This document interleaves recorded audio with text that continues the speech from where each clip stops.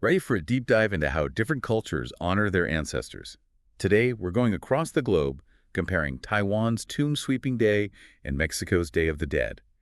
It's pretty amazing how these traditions, though oceans apart, share some striking similarities. What I find fascinating is how both cultures, despite their very distinct histories and beliefs, have developed these really elaborate rituals to remember and connect with those who came before them. It really makes you think about just how universal the human need to keep those connections alive really is, right?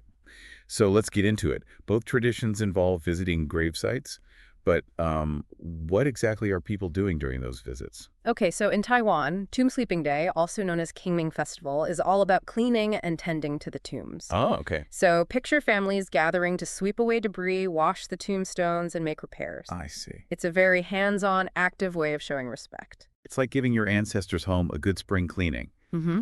And you mentioned earlier that in Mexico, they build these elaborate home altars called ofrendas. What's the purpose behind those? Right. The ofrendas are a really central part of the Day of the Dead celebrations. They're not just decorations. They're meant to be these welcoming spaces for the spirits of the deceased to return to their families during the festivities. Oh, interesting. Photos, candles, and most importantly, the deceased's favorite foods, all laid out beautifully to entice the spirits home.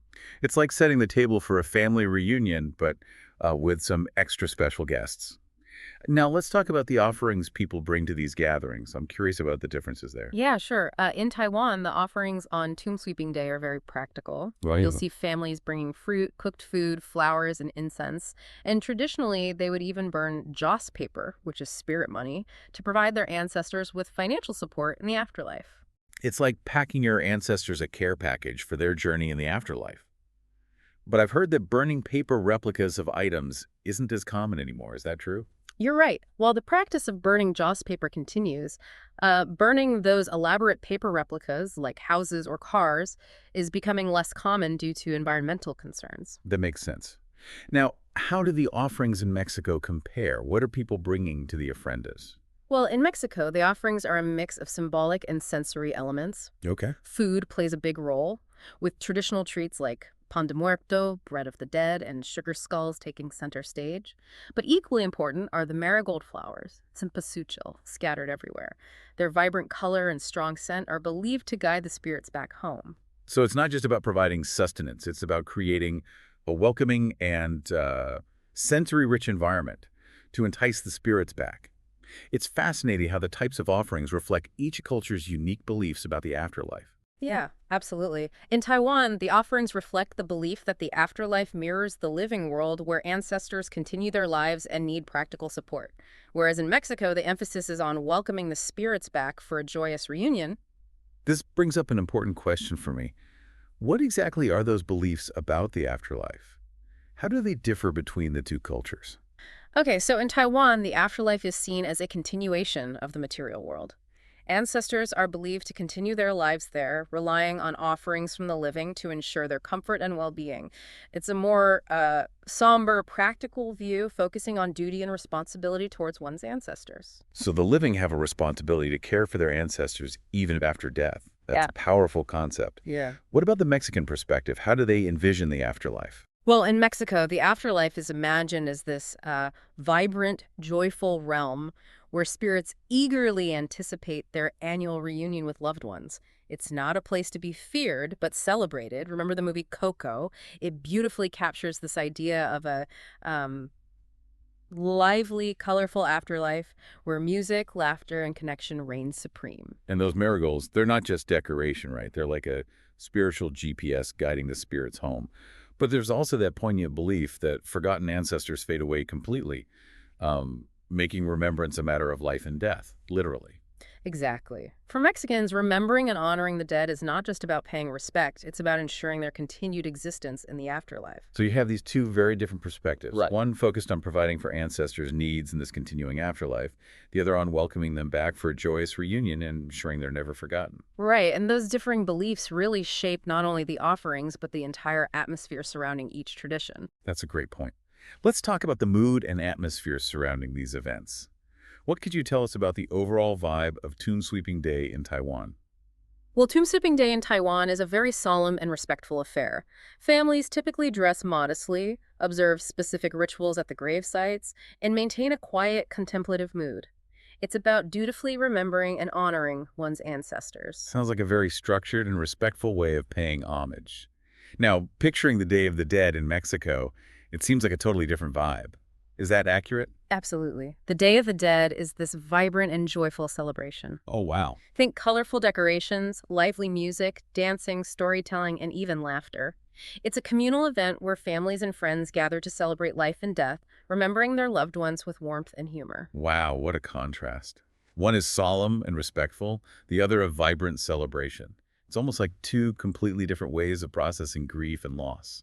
That's a great observation. It highlights how culture shapes not just our rituals, but our very understanding of life and death. So we've seen how different beliefs about the afterlife influence the offerings and the atmosphere surrounding these traditions. But I'm curious, how are these age-old traditions adapting to modern life? Are they changing at all? Even deeply rooted traditions evolve over time, and we're seeing that with both Tomb Sweeping Day and the Day of the Dead.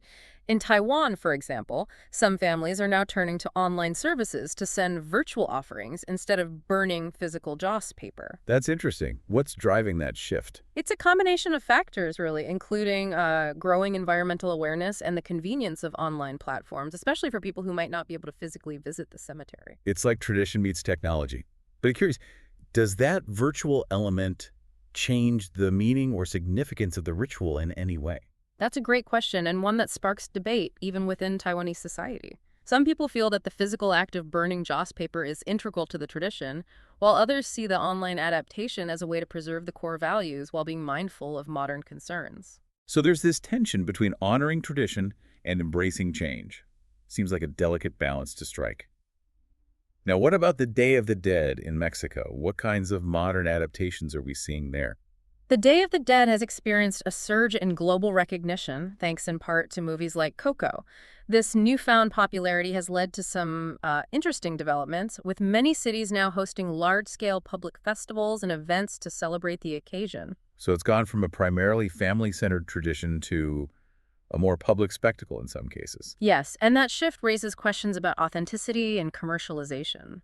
Some people worry that the deeper meaning of the tradition might get lost amidst the parades and commercial ventures. It's like walking a tightrope between sharing a beautiful tradition with the world and protecting its essence from exploitation. Exactly. It's a conversation that many cultures grapple with as their traditions gain global attention. But despite these challenges, what's remarkable is that both Tomb Sweeping Day and the Day of the Dead continue to thrive, adapting to modern life while retaining their core values. That's truly remarkable. It speaks to the enduring power of these traditions and the human need to connect with those who came before us. And that connection is what we'll explore further as we delve deeper into the evolution and significance of these fascinating traditions. Yeah, it really highlights how these traditions, while rooted in the past, are also very much alive and evolving in the present. Right. It's like they're a bridge between generations, carrying forward the memories and stories of those who came before us. Speaking of carrying things forward, we've talked about the offerings people bring to these events, but I'm curious about the specific items and their significance. What can you tell us about the symbolism behind those offerings? Sure. Well, in Taiwan, the offerings on Tomb Sweeping Day are very much about practicality. Okay. You'll see families bringing food, money, even those paper replicas we talked about earlier, like houses, cars, everyday items. It all comes back to that belief that in the afterlife is a continuation of this life where ancestors still have needs and desires. So it's like ensuring their comfort and well-being in that other realm. I can see how that ties directly into their view of the afterlife. But in Mexico, it seems like the offerings are more about enticing the spirits back and creating a festive atmosphere for their return. Exactly. Think about those vibrant ofrendas, laden with pan de muerto tamales and all the deceased's favorite foods. It's like setting up a feast to welcome them back and show them how much they're loved and missed. And those marigold petals scattered everywhere, they're not just for decoration, right? Yeah. They have a deeper meaning, too. Absolutely. The marigolds, or cempasúchil, are believed to guide the spirits back home with their strong scent and vibrant color. It's a beautiful and symbolic gesture, welcoming the spirits back into the fold of their families. So in Taiwan, it's about providing for the ancestors' needs, while in Mexico, it's more about creating a welcoming atmosphere and celebrating their return. It's fascinating how those differences reflect each culture's unique understanding of death and the afterlife. Yeah, it's a reminder that even something as universal as death is experienced and interpreted through the lens of culture. And those cultural interpretations shape not only our beliefs, but also our rituals and traditions. Speaking of rituals, you mentioned that Tomb Sweeping Day in Taiwan is a very structured and respectful affair. What kind of specific rituals do people observe during those visits to the gravesites? Okay, so the cleaning of the tombs is itself a ritualistic act, performed with care and attention to detail. Families will often light incense and offer prayers to their ancestors. In some cases, they might also perform traditional rituals like kowtowing, which involves bowing deeply to show respect. It sounds like a very formal and reverent way of paying homage. Now, contrast that with the Day of the Dead in Mexico. It seems like a much more celebratory and communal affair. Absolutely. While there are certainly elements of respect and remembrance, the Day of the Dead is ultimately a celebration of life. Think lively music, dancing, storytelling, and even laughter. It's a time for families and friends to come together, share memories of their loved ones, and celebrate the enduring connection between the living and the dead. It's almost like two completely different ways of processing grief and loss. Yeah. One emphasizes solemn remembrance, while the other embraces a more joyful and vibrant celebration of life and death. Yeah, and both approaches are valid and meaningful in their own ways. They reflect the diversity of human experience and the many ways we make sense of life's biggest mysteries. It really makes you think about how our cultural background shapes our understanding of these profound concepts. But here's a question that's been on my mind. Do these ancient traditions still resonate with people today, especially in a world that's constantly changing and becoming more globalized? Are they fading away, or are they finding ways to adapt and evolve? That's a great question. And the answer, from what we're seeing, is that both Tomb Sweeping Day and the Day of the Dead are very much alive and thriving. They're not static relics of the past. They're evolving to adapt to modern lifestyles while still retaining their core values. So how exactly are these traditions changing? Give us the inside scoop. What kind of modern adaptations are we seeing? Well, in Taiwan, for instance, we're seeing a rise in virtual offerings. Instead of burning physical joss paper, people are using online platforms to send digital versions. It's a more environmentally friendly option and also more convenient for those who might not be able to physically visit the cemetery. Wow, that's fascinating. It's like tradition meets technology. But I imagine some people might be resistant to these changes, seeing them as, a dilution of the original tradition. You're right. There's a constant tension between preserving tradition and embracing innovation. Some people believe in strictly adhering to traditional ways, while others see these adaptations as a way to keep the tradition alive and relevant in the modern world. It's like finding that balance between honoring the past and embracing the present. So what about Mexico? How is the Day of the Dead evolving? One of the most noticeable changes has been the explosion in popularity of the tradition on a global scale. Movies like Coco have introduced the Day of the Dead to a wider audience, sparking interest and fascination around the world. I can definitely see that. Coco did such a beautiful job of capturing the spirit and visual richness of the tradition. But I imagine this newfound popularity also presents some challenges. Absolutely. As with any tradition that gains widespread popularity, there's always the risk of it becoming commercialized and losing its original meaning. Some people worry that the deeper significance of the Day of the Dead might get lost amidst the parades, merchandise, and tourist attractions. It's like walking a tightrope between sharing a beautiful tradition with the world and protecting it from exploitation. Exactly. And it's a conversation that's happening within Mexican communities as they navigate this new wave of global interest in the Day of the Dead. So both traditions are facing unique challenges in the modern world, but at their heart, they both speak to this profound human need to remember and honor those who came before us. Precisely. And that's a message that resonates across cultures and generations. So what can we learn from these two traditions, even if we don't personally celebrate them? What universal insights can we glean from these different approaches to death and remembrance? Well, I think one of the most important takeaways is the reminder that our lives are built on the legacy of those who came before us.